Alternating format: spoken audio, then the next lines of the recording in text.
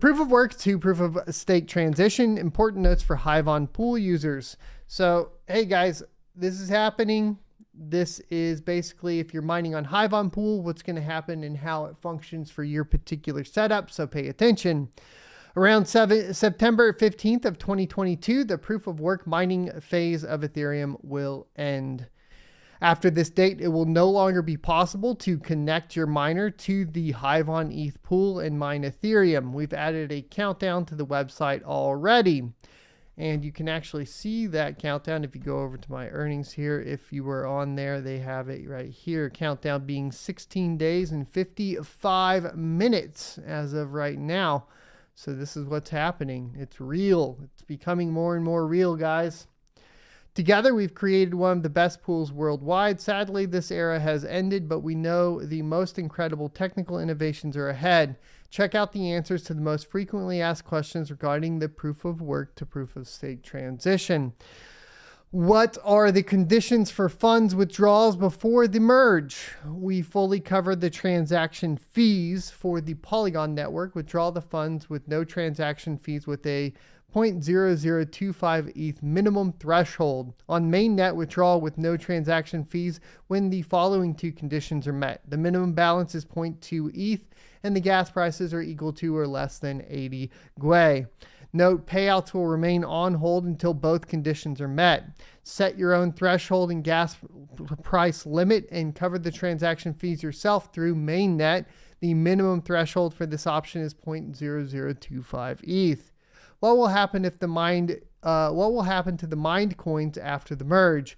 If you mined more than 0.0025 ETH, you can withdraw the funds within 20 days from the date of the merge, which will happen around September 15th.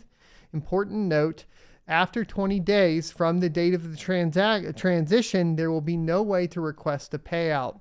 So you guys basically on Hiveon pool have 20 days from the actual transition date, which is expected on September 15th. So make sure to basically request your payout, and you have to have over 0.0025 ETH. So try to time that out properly, right? If you're not one of those larger miners that is mining over 0.0025 ETH a day, then you want to time that out to where once you hit that closest to the merge, that you just move to another coin so you don't have to worry about losing your mining funds. Withdraw your funds through the mainnet and cover the transaction fees. In the case of Polygon withdrawals, we will fully cover the transaction costs. To get a payout after the transition day, contact their live chat. So if you're having issues, you can contact their live chat, or you can email them at b@hiveos.farm. So, are they going to be offering other coins to be mined? And they say Hiveon is not just the most extensive crypto mining ecosystem. We've created the best conditions, making mining on the pool as profitable and convenient as possible. And that's not about to change anytime soon.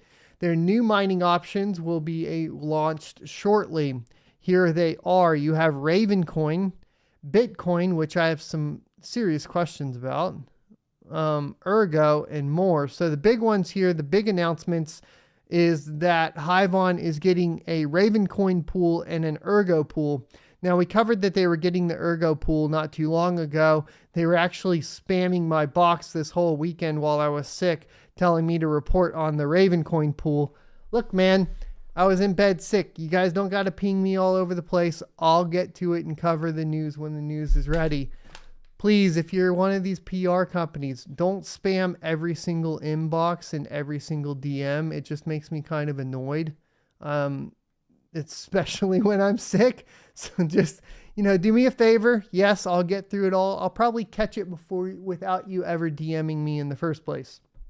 But if you think I'm missing something, definitely let me know. It's just, yeah. Anyways, they're releasing a Ravencoin pool. What is the future after ETH? Mining has proven to be viable and innovative. We believe in mining. We'll continue developing this industry with our products. On top of that, financial tools such as staking and more are coming soon. So they are talking about adding staking. I don't know if that's a wise decision. That could put them in I wonder. I feel like the business model of running like a software company is a lot better than getting into financial products.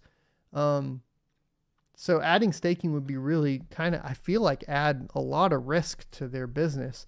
You know, who is already adding staking though, of course, is going to be Bitfly, aka ethermine.org, and they have their announcement too for what's happening here. So let's go ahead and get into it. Now, I want to make this very clear too. Ethermine has been the largest Ethereum pool for the longest time. And we've also covered though, however, that they participate in not only sanctions, but also in censorship on the Ethereum blockchain. I do not want to see this on, the other networks. So I really hope that Ethermine doesn't actually get the majority of the hash rate to these other small coins that they have announced that they're working on pools for, or currently have pools already coming out for them. So I really hope that people fight back against this. But we are going to cover it because we do know that a lot of people are on Ethermine. I just really despise them for their censorship. And I don't think that we should utilize these pools because they are proven to participate in censorship multiple times. Since the start of the Ethereum project, one of the core items was the transition to the consensus mechanism to proof of stake. After 7 years of intensive research and development, the mining phase of Ethereum will come to an end on the 15th of September. After this date, it will no longer be possible to mine Ether on the Ethereum network using graphics cards, GPUs, or ASICs. As a consequence of this transition, the Ethermine Ethereum pool will switch to withdrawal-only mode once the proof of work mining phase is ended. An accurate countdown timer will be available on the miner dashboard. You can continue to mine Ether until the countdown has reached 0.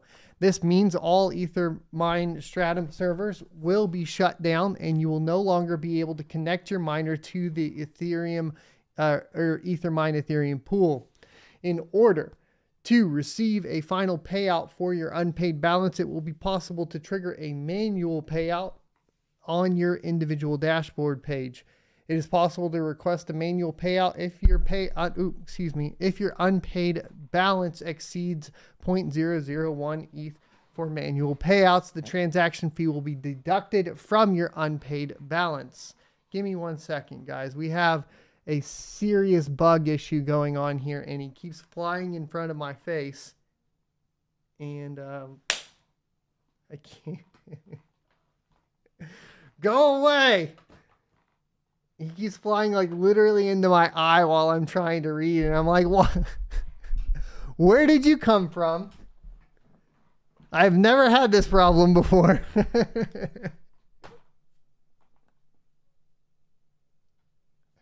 I'm already sick.